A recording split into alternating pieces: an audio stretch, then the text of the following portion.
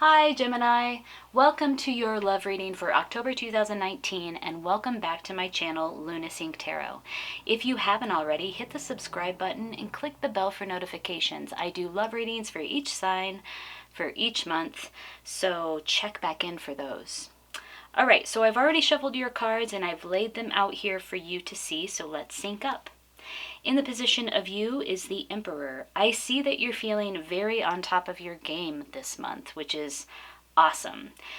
This is a person who has a great deal of leadership potential, or probably not potential, more like they are in fact a leader, probably a leader in their industry or a leader in their field in some way. They have a great deal of ambition and authority and have achieved, well, a good amount of achievement. They've had success and achievement in their life. This is a person who has integrated all of the experiences that they've accumulated over time and have distilled it down into wisdom that they use to guide and lead others. The Emperor is the number 4. So let's talk about the number 4 for a minute. Number 4 is about stability and logic and reason. So if you think about a square, it has 4 corners and it's like one of the most stable structures. So the Emperor is about stability. It's about using logic and reason to make decisions. It really shows that in October you are in a powerful position to achieve your goals. Whatever goals you have set, you're in a perfect position to achieve it. And you're probably feeling yourself. Like, you know, you go through those times in your life where you really feel your own power. This is one of those times. All right, and then in the position of the other, the person that you're thinking about, your love interest, your love connection, in October, they have the Knight of Swords. So the Knight of Swords is on a mission. Knights are all about action in general, and the Knight of Swords is the most action-oriented of all of the knights. This person is also very ambitious, also very action-oriented, fast-thinking, fast-moving, very swift-moving, swift, decisive action. This person just wants to jump in, maybe doesn't have too much of a plan in place, but wants to just dive right in and make things happen, right? What else can we say about the Knight of Swords? Communication. Using your intellect. This person is using their intellect, or maybe highly intellectual, to motivate themselves. So they're very intellectual. They are enamored with ideas, sharing ideas. They're very forthright in their communication. They probably have well-developed communication abilities. The suit of swords is all about ideas and communication, communicating thoughts and thought forms. So the Knight of Swords, this person in October, is really thinking a lot, probably talking a lot, sharing a lot of ideas. And I see that this person is maybe the instigator for a great deal of change, maybe in your relationship, or brings about swift-moving change in the month of October. So we have the Emperor. So, okay, let's back up. The interesting thing about these two cards together is that they're both about ambition, right? The Emperor is about ambition and achievement and authority and stability and logic and reason. And the Knight of Swords is also about ambition. This is a person who's on a mission, maybe a little impatient, very action-oriented, willing to dive in and make things happen. Swift-moving, decisive action. So there's a lot of commonalities here. The differences are that the Emperor, if you remember we talked about the number 4, is very sort of stable. And if you think about the Emperor, the negative aspects of the Emperor, which you would more likely talk about if the Emperor were in reverse. But if you think about the negative aspects of the Emperor, in the contrary, can sometimes be a little bit rigid and stuck in his ways. And so the differences are that the Emperor brings stability and the Knight of Swords brings change. So Those are the commonalities and also the points of difference between these two cards. They're really quite similar, and they're in some ways quite drastically different when you think about stability and swift moving action and change without much planning. All right, so in the position of the combined energy, we have the Judgment card, which is a major arcana card. Some people call it the karmic card because it's about sowing your seeds. So the seeds that you've sown, you're now beginning to reap the rewards of those seeds. And it's about renewal, it's about revival, it's about new beginnings. And again, this is in the position of the combined energy. So there's a rebirth that's happening, a sort of calling. It's a new way of life. It could indicate a life-changing decision. Really, it's a cosmic leveling up. Something is changing. You are stepping into who you are, or a new life path, or a new, just a new way of being, a new thing. Your life is changing for the better. It also sometimes speaks to reviewing your past life decisions and reviewing your past lives, the decisions that you've made in the past, and integrating all of those pieces and healing, and then coming to a point of absolution. So when you guys come together in the month of October, your combined energy is about really this cosmic leveling up. Something big is afoot. A new beginning is afoot, and something that is deep and transformative is taking place when your energies combine here. Now, in the position of what needs to be understood and integrated, we had 3 cards that fell out: the Ace of Wands, the Six of Cups, and the Queen of Wands. These are all kind of interesting cards together. The Queen of Wands is a personality card, so, it could be that there is a personality like the Queen of Wands in the mix in October, in the position of the outcome. Like maybe she comes in and she influences this situation or this relationship or connection in some way.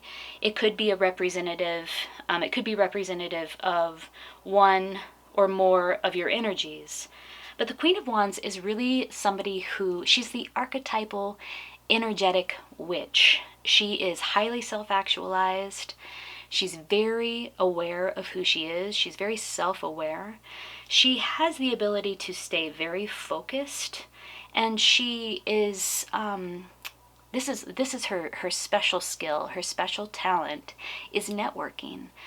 She's very interested in other people. She's like a social butterfly. She likes to talk with other people. She likes to share ideas, and she knows how to leverage her network to achieve her goals.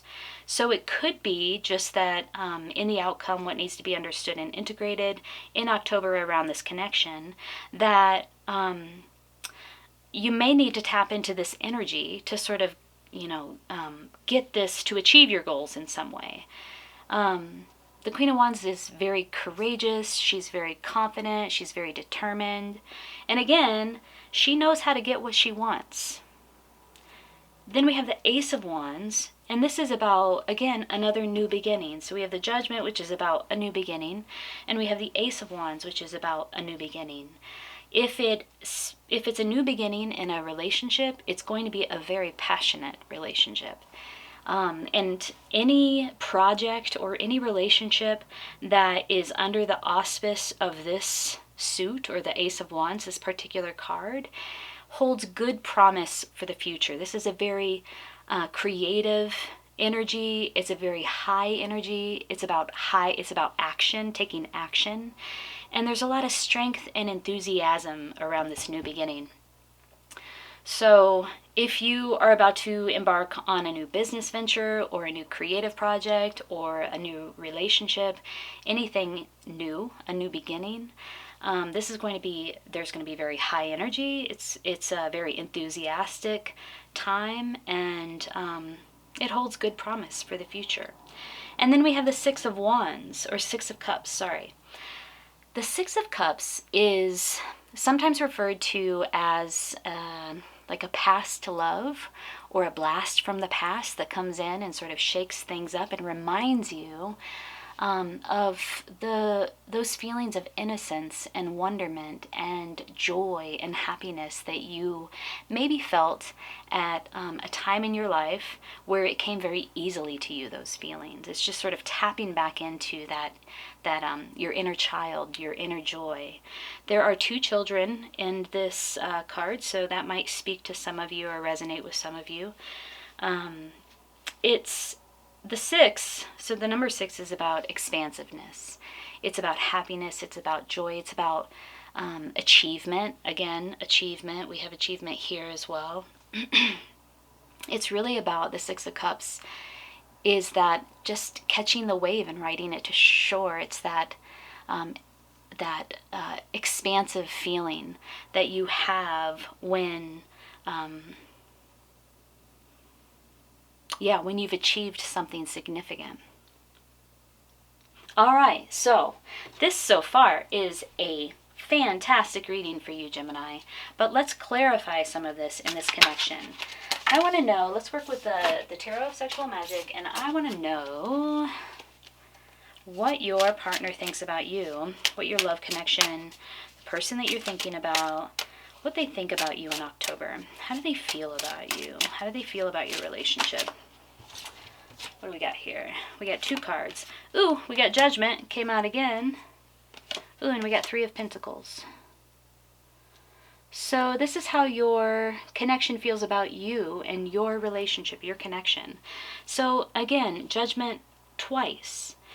This person, the person that you're connecting with, really does understand that this is a new beginning. It's a rebirth. It's a calling. They feel called to your relationship. They feel like this is like a karmic connection or a past life connection. Like this is very deep for them. And then we have the 3 of Pentacles. They see that there's this sort of equal exchange of energy, and they feel very supported by you, and they want to support you as well. So they want to engage in this collaboration with you, this harmony and this flow and this equal exchange of energy. They see that your relationship has the potential for that. That's really beautiful. How do you feel about them? What do you think about your connection with them in October? How do you feel about the relationship?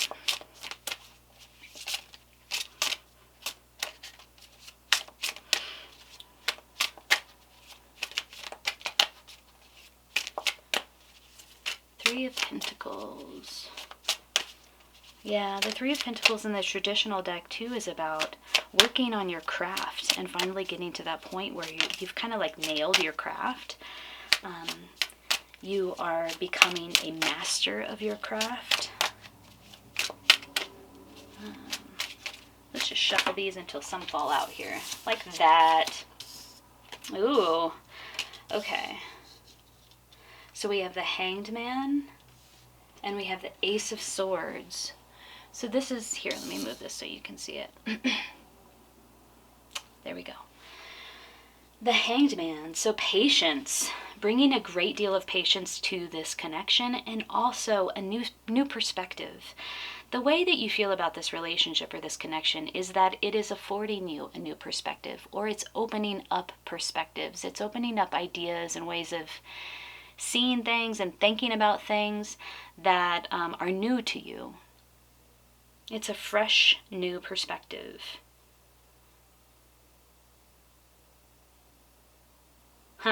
Oh, sorry, I just kind of got lost in these cards looking at the imagery. The man in both of these cards is in a very submissive position. And she looks like she's in a submissive position here as well. Her hands are bound above her head, and she's laid out flat, and she's naked, and he looks like he's going to, like, you know, just devour her. And then in this position, or in this card, the man is in the submissive position, and his wrists are bound by rope in much the same way that her wrists are bound by rope here.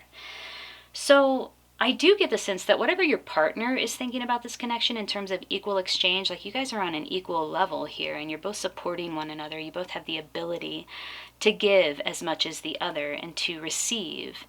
The same thing is happening here. In this card, the woman is submissive. In this card, the man is submissive. So there's this like back and forth, like, okay, you lead in this situation. All right, now why don't you lead in this situation? So you're kind of like switching up leadership roles here. You're switching up like submissive and dominant roles in these cards. And this is how you feel about the connection. Like, it's pretty equal. It's like there's a lot of equanimity here. But then also the Ace of Wands in this deck, there might be some like power play that happens inside of your relationship, inside of your connection, that is really quite erotic, that you might enjoy. All right, so what do we got left here? Let's pull a medicine card as a sort of, I don't know, a synthesizing effect for this reading, a guiding principle or some guidance or advice for how to move forward in October. And we have the Elk, 3. So like I said, 3 is about harmony and flow. And let's read what Elk is about. So this is guidance for you, Gemini, as you move through this connection in October. Ooh, Elk is about stamina. Elk medicine teaches that pacing yourself will increase your stamina. Elk medicine people may not be the first ones to arrive at a goal, but they always arrive without getting burned out. If you've taken on too much recently, it might be a good idea to look at how you plan to finish what you've started without ending up in the hospital. So they're talking about goals again already. The Queen of Wands is very much about achieving goals. The Emperor has achieved goals. The Knight of Swords brings a great deal of ambition, action-oriented, very decisive, able to achieve their goals. So there's some sort of goal that you're going after in October with your connection. And the Elk is really suggesting that you pace yourself with it. Elk have a curious kind of warrior energy because, except at mating time, they honor the company of their own gender. They can call on the medicine of brotherhood or sisterhood. In discovering the strength which is gained from loving the gender that is your own, you will feel the camaraderie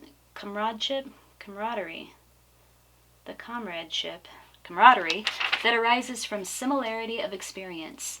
This is a special medicine that allows the friendship of others of your same sex to overcome potential competition or jealousy. If you've picked Elk medicine, you may be telling yourself to seek the company of your own gender for a while. You may need a support group to realign yourself with the stamina of the warrioress.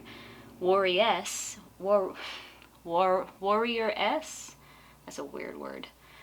The warrior energy that you are a part of.